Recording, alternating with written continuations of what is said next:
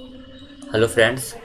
तो हम लोगों ने लास्ट क्लास में कवर कर लिया था अपना फंडामेंटल राइट्स, मौलिक कर्तव्य को। तो उसी सीरीज़ को आगे करते हुए आज हम लोग शेड्यूल को याद करने का तरीका और शेड्यूल पढ़ लेंगे कि उससे जो भी जितने भी क्वेश्चन बनेंगे वो आपका कोई भी क्वेश्चन छूटे ना। इसलिए आज हम लोग शेड्यूल्स को यानी अनुसूचियों को डिस्कस करने वाले हैं। तो चलिए स्टार्ट करते हैं। शेड्यूल को पढ़ने से पहले हम लोग थोड़ा अपनी कॉन्स्टिट्यूशन के बारे में जान लेते हैं, अपने संविधान के बारे में जान लेते हैं। ये मैं बता रहा हूँ फिर से कि यहाँ पे मैं जो डिस्कस करूँगा एक एक का अपना वैल्यू रहेगा, जो एग्ज़ाम में पूछे गए हैं बस उसी को डिस्कस करेंगे। हाँ, लेकिन कुछ बेसिक सा पढ़ना, थोड़ा सा नॉलेज भी रहेगा तो ठीक रहेगा कि हम लोग के कॉन्स्टिट्यूशन में क्या क्या लिखा हुआ है। इन सब के बारे में अगर हम लोग जान लेते हैं तो ये थोड़ा अच्छा रहेगा, इसीलिए चलिए इसको डिस्कस करते हैं। तो सबसे पहले अगर इंडियन कॉन्स्टिट्यूशन का बात करेंगे तो हमारे कॉन्स्टिट्यूशन में क्या क्या है। पहला तो है, मैं कलर बदल लेता हूँ, कोई डार्क कलर कौन सा। पहला तो हम लोगों के कॉन्स्टिट्यूशन में एक प्रियम्बल है।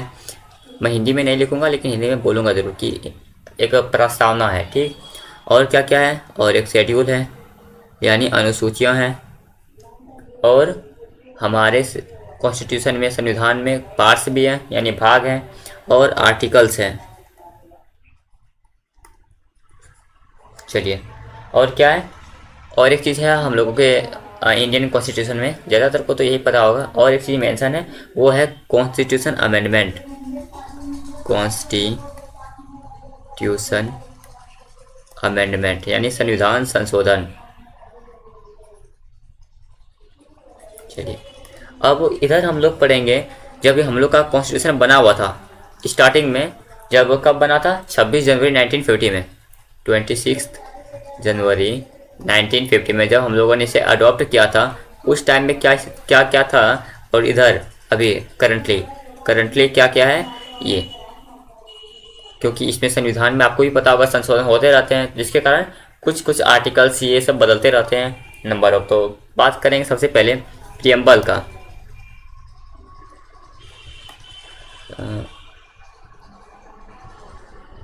अगर हम लोग प्रियम्बल का बात करेंगे तो पहला जैसा प्रियम्बल था क्या अब भी वैसा है? तो हाँ, प्रियम्बल में कोई भी चेंज नहीं हुआ है। और क्या शेड्यूल में चेंज हुआ है? तो बिल्कुल हाँ, शेड्यूल में चेंज हुआ है। पहले हम लोगों के पास 8 ही शेड्यूल्स थे, 8 ही अनुसूचियाँ थे, लेकिन अभी हम लोगों के पास करंटली 12 शेड्यूल्स हैं, 12 अनुसूचियाँ हैं। ओके। और पार्ट्स यानी भाग, पहले हमारे पास सिर्फ 22 भाग थे, लेकिन अभी कितना है? अभी 25 भाग है, 25 भाग हैं।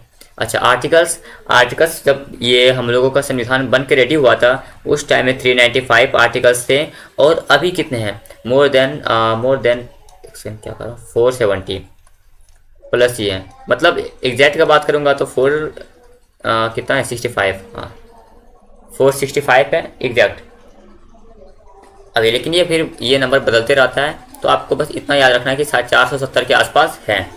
अच्छा, कॉन्स्टिट्यूशन अमेंडमेंट पहले तो जब ये बन के रेडी हुआ था तो तभी तो संविधान संशोधन हुआ नहीं होगा, तो उस टाइम में तो 0 थे। लेकिन अभी कितना संविधान संशोधन हो चुके हैं? तो अभी तक 104 हो चुके हैं। लेकिन एक 5वां जो आपको पता ही होगा कि लोकसभा में वो रिजर्वेशन के लिए जो है, सॉरी मैं क्या लिख दिया हूँ, 104, ये भी 104 ही हुआ है, लेकिन 105वां बहुत जल्द होने वाला है। तो ये सब कुछ था जो हमारे संविधान में पहले से है, क्या है और क्या नहीं है। ये आपको क्वेश्चन, इससे रिलेटेड क्वेश्चन पूछा जाता है कि अभी कितने आर्टिकल्स हैं, तो इसको याद रख लीजिएगा। आगे आगे है हम लोग का प्रियम्बल, प्रस्तावना। प्रियम्बल में क्या क्या है? तो पहला तो आपको प्रियम्बल याद करने का तरीका मैं बता देता हूँ अगर आपको याद नहीं है तो। सो एस मतलब SOSOS यानी कि so for sovereign means, sovereign means होता है प्रभुत्व संपन्न, सो मीन्स सोशलिस्ट जिसका मतलब होता है समाजवादी, और एस फॉर सेक्युलर मीन्स पंथ निरपेक्ष, D for democratic, and R for Republic. मैं इसको पूरा बताने वाला हूँ कि क्या क्या है, तो थोड़ा सा बस पेशेंस रखिएगा। मैं स्टार क्यों लगा रहा हूँ इसका भी मतलब बताऊँगा आपको आगे। तो सोवरन मीन्स होता क्या है? प्रभुत्व संपन्न किसको बोलते हैं? प्रभुत्व संपन्न सोवरन उसको बोलते हैं, मतलब अगर कोई भी देश आज़ाद हो ना, किसी के अधीन ना हो। जैसे कि आपको पता होगा कि हम लोगों का देश जो है पहले अंग्रेज़ों के अधीन था, अंग्रेज़ों के पास था, तो तभी हम लोग सोवरन नहीं थे, लेकिन अभी क्या है, हम लोग इंडिपेंडेंट है, आज़ाद हैं, तो वही लिखा, उसी का मतलब होता है सोवरन। सोवरन मीन्स आज़ाद होता है। अच्छा, उसके बाद आ गया सोशलिस्ट। सोशलिस्ट मीन्स क्या होता है? सोशलिस्ट मीन्स हमारे देश के अंदर जितने भी गुड्स एंड सर्विसेज हैं उसके ऑनर समाज होंगे, ना कि कोई एक पर्टिकुलर कंपनी या फिर कोई भी एक पर्टिकुलर प्राइवेट संस्थान। ऐसा नहीं, हमारे देश में जो भी चीज़ें हैं, चाहे वो प्रोडक्ट हो गए, गुड्स है हो गए, सर्विसेज हो गए, उसका ऑनर हम ही बोलते हैं ना, सरकार है। तो सरकार कौन है? सरकार तो हम ही लोग हैं। तो यही मतलब होता है सोशलिस्ट का। अच्छा, सेक्युलर क्या होता है? सेक्युलर मीन्स होता है आपका धर्मनिरपेक्ष नहीं, पंथ निरपेक्ष। सेक्युलर मीन्स पंथ निरपेक्ष होता है, विच मीन्स अपना इंडिया का कोई भी धर्म नहीं होगा, देश का कोई धर्म नहीं होगा, ये होता है सेक्युलर। अच्छा, डेमोक्रेटिक क्या होता है? ये तो आपको पता होगा, लोकतंत्र। लोकतंत्र उसको बोलते हैं, डेमोक्रेटिक उसको बोलते हैं जहाँ पे people elect their leader. People जो है अपना सरकार को चुनती है, अपना राजनेता को चुनती है, वो डेमोक्रेटिक होता है। और R for republic, which means republic वैसा कंट्री को बोलते हैं जहाँ पे सरकार जो है ना निर्वाचित होते हैं, इलेक्टेड होते हैं। अगर हम लोग सरकार को इलेक्ट करके ले जा रहे हैं ना तो वो रिपब्लिक हो जाएगा, वो रिपब्लिक कंट्री होता है। तो यही हो गया रिपब्लिक। चलिए, आई होप कि आपको सबका मीनिंग समझ में आ गया होगा। अब आगे बढ़ते हैं। और हमारे ये तो रिपब्लिक हो गया, और एक चीज़ मेंशन है हमारे इसमें, जस्टिस। ये भी हमारे प्रियम्बल में ही मेंशन है, जस्टिस। जस्टिस कितने टाइप के होते हैं? तो जस्टिस 3 टाइप के होते हैं, मैं वो लिख देता हूँ यहाँ पे। एक तो पॉलिटिकल और सोशल, ये भी एग्जाम में आया हुआ, क्वेश्चन आया हुआ था। पॉलिटिकल, सोशल एंड और कौन सा, इकोनॉमिकल। ये 3 टाइप के जस्टिस है हम लोगों के पास।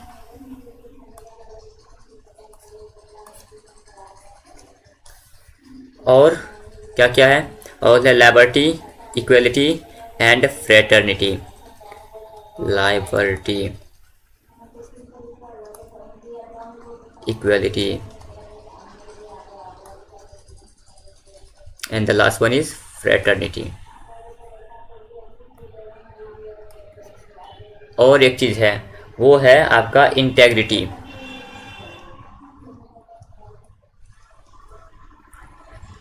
इंटेग्रिटी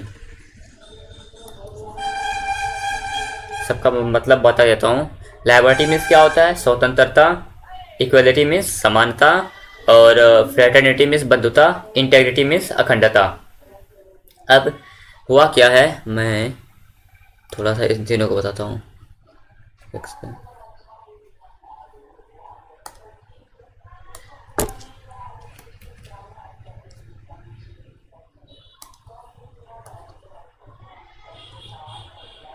यहाँ पे हाइलाइटर काम नहीं कर रहा है, ये कलर मुझे नहीं चुनना था, इसको चुनना चाहिए था।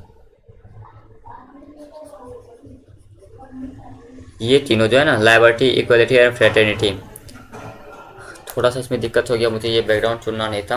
लिबर्टी, इक्वलिटी और फ्रेटर्निटी जो लिया गया है, ये लिया गया है आपका 1789 के फ्रेंच रिवॉल्यूशन से, फ्रांस की 1789 के फ्रांस की क्रांति से, फ्रेंच रिवॉल्यूशन से लिया गया है। अगेन ये इम्पोर्टेंट है, इसीलिए मैं इसको लिखवा रहा हूँ, फ्रेंच रिवॉल्यूशन से लिया गया है। ओके, अच्छा, अब यहाँ पे एक मैंने लिखा था जस्टिस, ये कहाँ से लिया गया है, इसको यहीं पे लिख देता हूँ। जस्टिस लिया गया है 1917 के रशियन रिवॉल्यूशन से, रूस के क्रांति से, रशियन रिवॉल्यूशन से।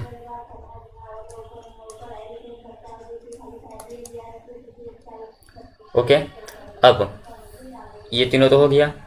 अच्छा, यहाँ पे मैंने जो तीन में सब स्टार लगाया ना, ये देखिए यहाँ पे स्टार लगाया, यहाँ पे स्टार लगाया और यहाँ पे स्टार लगाया। तो ये जितने भी स्टार लगाए ना, मैं इसको साथ में इधर लिख देता हूँ। एक तो हो गया सोशलिस्ट, दूसरा हो जाएगा सेक्युलर, और एक इंटेग्रिटी। ये तीनों जो है पहले हमारे इसमें प्रियम्बल में, प्रस्तावना में नहीं थे, इसको बाद में एड ऑन किया गया है, बाद में जोड़ा गया है। बाद में फिर कब जोड़ा गया है? हमारे संविधान में एक कॉन्स्टिट्यूशन हुआ था, 42nd कॉन्स्टिट्यूशन अमेंडमेंट एक्ट हुआ था, कब? 1976 में। ओके, इसके अकॉर्डिंग, इसके तहत इसको जोड़ा गया, इन तीनों वर्ड्स को जोड़ा गया, सोशलिस्ट, सेक्युलर, इंटेग्रिटी। नहीं तो इससे पहले हमारे संविधान में ये तीनों वर्ड नहीं थे। आई होप कि ये सब आपको क्लियर हो गया होगा। चलिए, अब हम लोग अपना स्टार्ट करते हैं। क्या स्टार्ट करेंगे? अब हम लोग स्टार्ट एक सेकंड। हाँ, ये वाला।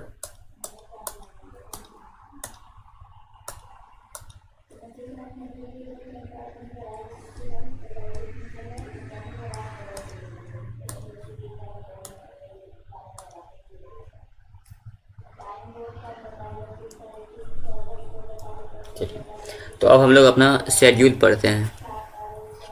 शेड्यूल मीन्स अनुसूचियाँ। फिर मैं इसको याद करने का लास्ट में एक ट्रिक भी बताऊंगा। तो अगर आपको, वैसे तो इसको ऐसे ही याद कर लीजिएगा, अगर ऐसे याद नहीं होता है तो आप इसे ट्रिक से भी याद कर सकते हैं।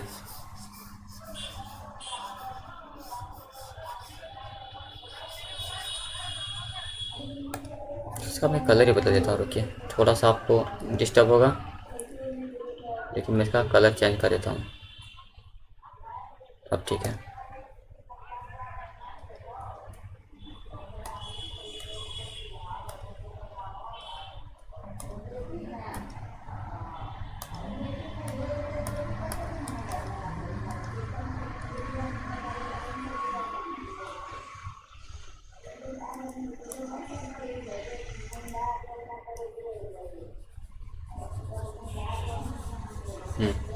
तो शेड्यूल को पढ़ते हैं। अब हमारे पास कितने शेड्यूल्स हैं अभी आपको पता चल गया होगा। कितने शेड्यूल्स है बताइए?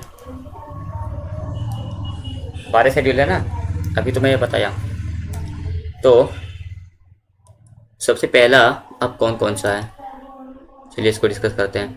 पहला शेड्यूल में लिखा गया है आपका इंडियन जो स्टेट है ना, स्टेट और यूनियन टेरिटरी के बारे में लिखा गया है। नहीं तो मैं ऐसे इसको क्यों बताऊंगा, मैं ऐसे ही बता देता हूँ ना, रुकिए, आपको ऐसे ही याद करवा देता हूँ डायरेक्ट। टी ई, आपने ये वैसे सुना होगा बहुत पहले ही, टीयर्स ऑफ ओल्ड पीएम करके। टीयर्स ऑफ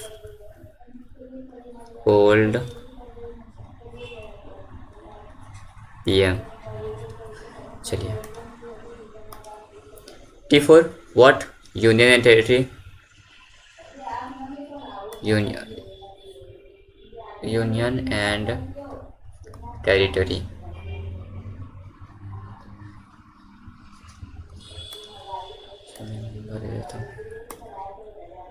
एक, दो, तीन, चार, 5, 6, 7, 8, 9, 10, 11, 12।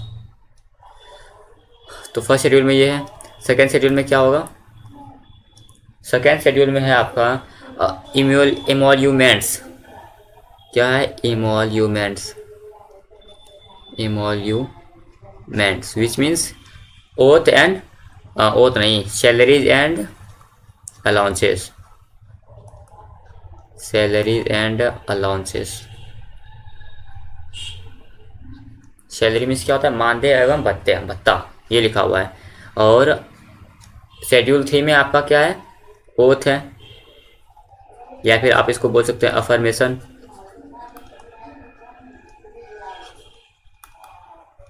शेड्यूल 4 में क्या लिखा हुआ है? राज्यसभा के बारे में लिखा गया है। सीट के, राज्यसभा में जो सीट को लेकर है ना, उसके बारे में लिखा गया है शेड्यूल 4 में। शेड्यूल 5 में आपका क्या लिखा हुआ है? शेड्यूल 5 में आपका SC ST के बारे में लिखा गया है, special provision for SC ST। और 6 में क्या लिखा हुआ है? शेड्यूल 6 में आपका लिखा हुआ है अदर रीजन्स के बारे में लिखा गया है। स्पेशल प्रोविजन दिया गया है आपको रीजन्स को, ठीक, स्पेशल प्रोविजन दिया गया आपको, रीजन्स नहीं, स्पेशल अदर एडमिनिस्ट्रेटिव एरियाज के बारे में लिखा था, ठीक रहेगा। अदर एडमिनिस्ट्रेटिव एरियाज, प्रशासनिक क्षेत्र, एडमिनिस्ट्रेटिव एरियाज। अच्छा, इसे क्वेश्चन पूछा है कौन कौन से हमारे एरियाज को अदर एडमिनिस्ट्रेटिव एरिया में रखा गया है, तो आप याद रख लीजिएगा आमी मेत्री। क्या? आमी मेत्री means Assam, Mizoram, Manipur and the last one is Tripura. इसका ये क्वेश्चन आया था, इसीलिए मैंने इसको यहाँ पर रखा है, ठीक। अच्छा, फिर शेड्यूल 6 नहीं, वो तो गया। शेड्यूल 7 में आपका क्या लिखा हुआ है? शेड्यूल 7 में आपका फेडरल लिस्ट है, फेडरल लिस्ट। अब ये क्या नया चीज़ है फेडरल लिस्ट? कुछ नहीं है। आपने लिस्ट पढ़ा है ना, 3 टाइप के लिस्ट होते हैं, आपको पता होगा। एक होता है यूनियन लिस्ट, एक होता है स्टेट लिस्ट, और एक होता है कॉन्करेंट लिस्ट, समवर्ती सूची। एक संघ सूची, राज्य सूची और समवर्ती सूची। अच्छा, इसमें मैं थोड़ा सा कुछ ऐड कर दूं कि संघ सूची में पहले और अभी कि कितने कितने सब्जेक्ट हैं, मैं वो लिखता हूँ। तो संघ सूची में अब करंटली तो 100 सब्जेक्ट हैं, स्टेट में करंटली 61 सब्जेक्ट्स हैं, और इसमें करंटली 52 सब्जेक्ट हैं। और पहले क्या क्या थे वो भी लिख देता हूँ। ये तो अभी है। अब पहले इसमें 97 सब्जेक्ट थे, इसमें 66 सब्जेक्ट थे, और इसमें 47 सब्जेक्ट्स थे। अब ये होता क्या है, मैं फिर से बता देता हूँ। यूनियन लिस्ट उसको बोलते हैं जिसमें कि यूनियन लिस्ट में उन सारे विषयों को रखा जाता है, उन सारे सब्जेक्ट को रखा जाता है जिसमें कि सिर्फ संघ ही अपना कानून उस पर बना सकते हैं। स्टेट में उन सब्जेक्ट को रखा जाता है जिस पर राज्य ही उस पर काम करेंगे, कानून बनाएंगे। और कंकरेंट लिस्ट उसको बोलते हैं जहाँ पे दोनों मिलके, यूनियन और स्टेट दोनों मिलके एक उसमें दोनों मिलके कानून बना सकते हैं, या फिर दोनों का जो भी मर्जी हो उन दोनों में से किसी एक में कानून बन सकता है। जैसे कि रोड बनाना हो तो वो यूनियन लिस्ट स्टेट लिस्ट दोनों में आ जाता है। चलिए ठीक है। अच्छा, क्या यूनियन लिस्ट स्टेट लिस्ट में जो भी सब्जेक्ट है उस पर यूनियन लिस्ट नहीं बना सकता है कानून? बिल्कुल बना सकता है। स्टेट लिस्ट में जो भी सब्जेक्ट है ना उस पर यूनियन जो है यूनियन गवर्नमेंट जो होते हैं, केंद्र सरकार भी उस पर कुछ कानून बना सकता है। वो लेकिन स्पेशल प्रोविजन में होता है, ऐसे जनरली ऐसा नहीं होता है, वो इमरजेंसी के टाइम में बस होता है। अच्छा, फेडरल लिस्ट हो गया। O4 होता है ऑफिशियल लैंग्वेज, ऑफिशियल लैंग्वेज। चलिए अब लैंग्वेज को हम लोग थोड़ा डिस्कस कर लेते हैं। ऑफिशियल लैंग्वेज में क्या क्या है?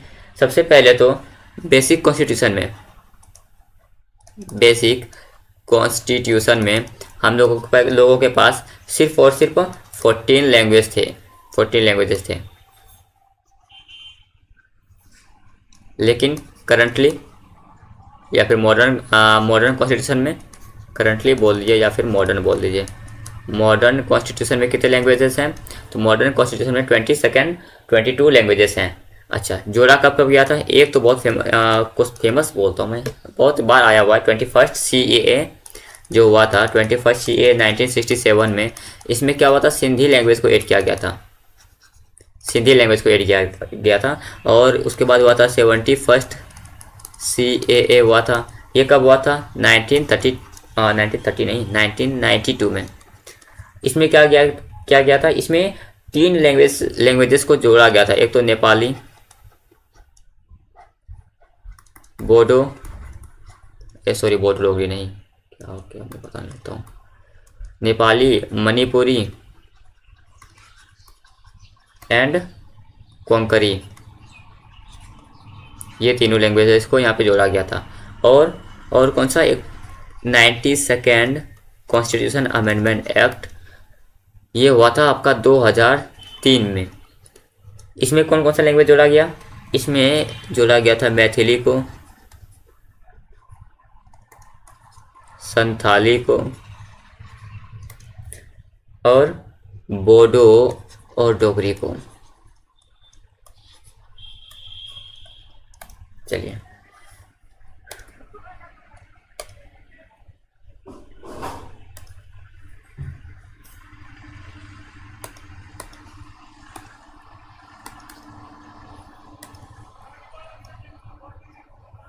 अब 9th शेड्यूल में क्या लिखा हुआ है? ऑफिशियल लैंग्वेज हो गया ना।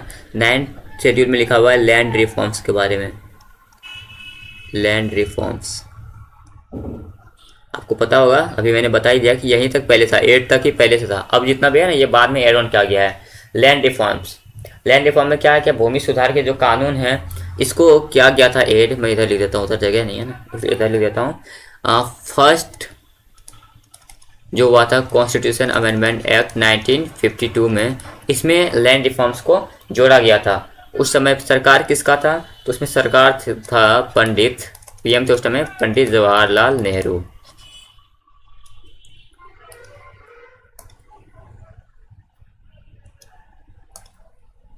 ठीक, और फिर 10 D for anti defection law, दल बदल पर रोक लगाने के लिए ये किया गया था, एंटी डिफेक्शन लॉ, दल बदल पर रोक लगाने के लिए। अच्छा, ये कब किया गया था? एंटी डिफेक्शन लॉ लाया गया था 52nd कॉन्स्टिट्यूशन अमेंडमेंट एक्ट, जो कि हुआ था आपका 1985 में। उस समय सरकार था, मतलब पीएम कौन थे? राजीव गांधी थे।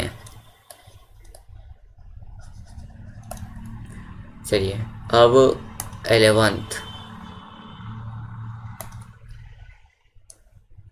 स्पी का मतलब क्या है? स्पी का मतलब पंचायत है। पंचायत में आप देखते हैं तो पंचायत को ऐड किया गया है, panchayat become the part of Indian constitution. ये हुआ था 73rd constitution amendment act, 73rd, ये आता है एग्जाम में, इसीलिए इसको याद कर लीजिएगा। 73rd कॉन्स्टिट्यूशन अमेंडमेंट एक्ट जो हुआ था 1992 में, 73rd कॉन्स्टिट्यूशन अमेंडमेंट एक्ट 1992 में इसको एड ऑन किया गया था। उस समय सरकार किसका था? प्राइम मिनिस्टर कौन थे? तो पीवी नरसिम्हन राव, नरसिम्हन नहीं, नरसिम्हा राव। और 11th नहीं 12th शेड्यूल में, 12th अनुसूची में कौन है? तो म्यूनसिपैलिटीज है, नगर पालिका है। इसको ऐड किया गया है 74th कॉन्स्टिट्यूशन अमेंडमेंट एक्ट, ये उसी साल में हुआ था, 1992 में ही हुआ था। उस समय भी सरकार पीवी नरसिम्हा राव की ही थी। तो that's all about schedule. I hope कि ये क्लास आपको पसंद आया होगा, ज़रा भी हेल्पफुल लग रहा है अगर ये क्लास, तो आप मेक श्योर कि इस वीडियो को लाइक कर सकते हैं, चैनल को सब्सक्राइब कर सकते हैं और अपने दोस्तों के साथ शेयर भी कर सकते हैं। मिलते हैं अगले वीडियो में।